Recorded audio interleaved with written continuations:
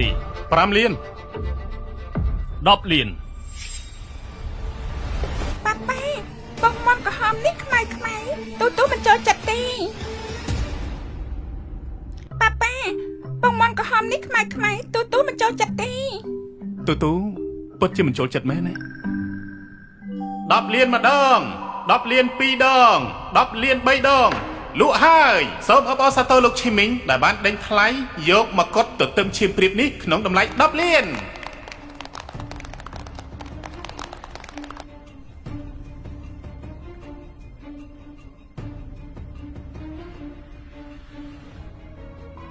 គាត់គេជាប៉ារបស់ខ្ញុំបើមានរបស់ដែលកូនចូលចិត្តត្រូវតែប្រាប់ប៉ាទិញឲ្យកូនចាវត្ថុដេញថ្លៃទី2គឺមកជុលខ្ទាស់ត្បូងមរកតមួយក្នុងតម្លៃចាប់ពី200000វត្ថុធាតុរឹងមាំថ្មមានភាពបរិសុទ្ធខ្ពស់ការកាត់ល្អឥតខ្ចោះគួរតែមកពីរាជវង្សអង់គ្លេសទូពាក់ទៅគឺពិតជាសមនឹងឋានៈរបស់នាងណា500,000 5លានមិនក៏ដេញថ្លៃបែបនេះមិនថែមម្ដង10ដងឯង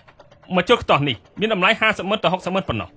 មើលទៅថ្ងៃនេះលោកម្ចាស់ធំសៅត្រូវតែធ្វើឲ្យលោកម្ចាស់ទី2អាម៉ាស់មុខនៅទីនេះហើយសាលីនជាបើសិនជាឯងមិនចង់ធ្វើជាមនុស្សពិការដោយស្មោះត្រង់ទី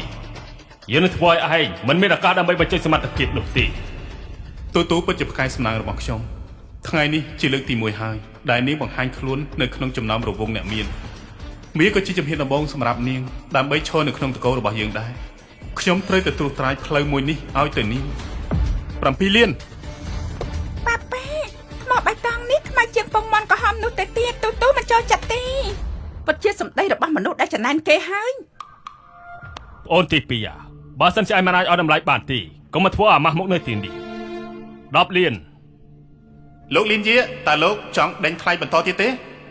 ទូពិតជាមិនចូលចិត្តទេសូមអបអរសាទរលោកឈីមីងដែលបានដេញថ្លៃយកមកជុលខ្ទាស់ត្បូងមរកតតម្លៃ10លានខ្ញុំទេជាកូនស្រីជាទីស្រឡាញ់បំផុតរបស់ប៉ា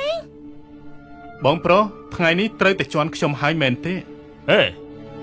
មិនបានជាឯងនិយាយបែបនេះទៅកើតអ្នកណាក៏ស្រឡាញ់កូនស្រីដែរមកពីឯងទៅមិនកើតទើបបានជាឯងនិយាយបែបនេះយើងមិនបានសោះចំអស់ឲ្យឯងទេថ្ងៃនេះយើងសូមប្រកាសអ្វីដែលសៀវអើពេញចិត្តយើងនឹងទិញយកឲ្យអស់តែម្ដងបងប្រុសបាននេះថាម៉េចយើងនឹងដុតចង្គៀងមេឃ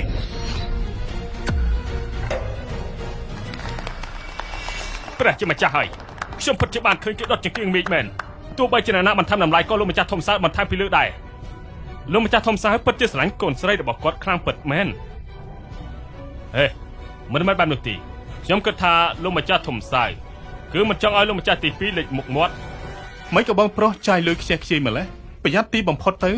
រករបស់ល្អមិនបានហើយថែមទាំងខាត់បងទៅវិញទៀតណាយើងមិនបារម្ភថារកបានរបស់ល្អឬក៏អត់ទេអ្វីដែលសំខាន់គឺយើងមិនឲ្យឯងរកបានរបស់ល្អនោះទេយើងនឹងធ្វើឲ្យមិនអាចងើបមករួចដល់ពេលនោះយើងនឹងមិនដេញឯងចេញពីផ្ទះជាមួយនឹងក្មេងស្រីព្រៃម្នាក់នេះមិនឲ្យឯងនៅក្នុងផ្ទះកោសាទៀតវត្ថុដេញថ្លៃបន្ទាប់គឺក្រវិលត្បូងមរកតដែលកាត់ជាច្រើនប្រភេទដុតចង្គៀងមេឃវត្ថុដេញថ្លៃបន្ទាប់គឺបេះដូងមហាសមុទ្រដុតចង្គៀងមេឃវត្ថុដេញថ្លៃបន្ទាប់គឺទាំងគំនូនារីដុតចង្គៀងមេឃ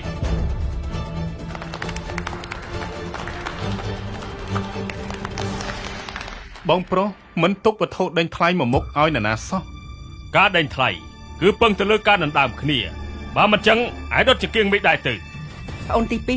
ឯងពិការមក5ឆ្នាំហើយខ្លាចថាលុយនៅក្នុងដៃឯងដេញថ្លៃមួយមុខក៏មិនបានបងយល់ថាគួរតែនាំកូនត្រឡប់ទៅផ្ទះវិញទៅបើនៅទីនេះបន្តទៀតគឺធ្វើឲ្យត្រកូលសៀយើងមានអាម៉ាស់ហើយមិនចឹងឯងសុំទោសយើងឲ្យយើងគ្រប់គ្រងត្រកូលសៅបញ្ជូនក្មេងស្រីនេះត្រឡប់ទៅជនបទវិញយើងអាចនឹកឃើញមនោសញ្ចេតនាបងប្អូនឲ្យឯងទៅក្រុមហ៊ុននៅខាងអាហ្វ្រិកឲ្យឯងទៅជីករ៉ែនៅទីនោះក៏អាចថាបានដែរតើសំណើរបស់យើងឯងពេញចិត្តដែរទេបង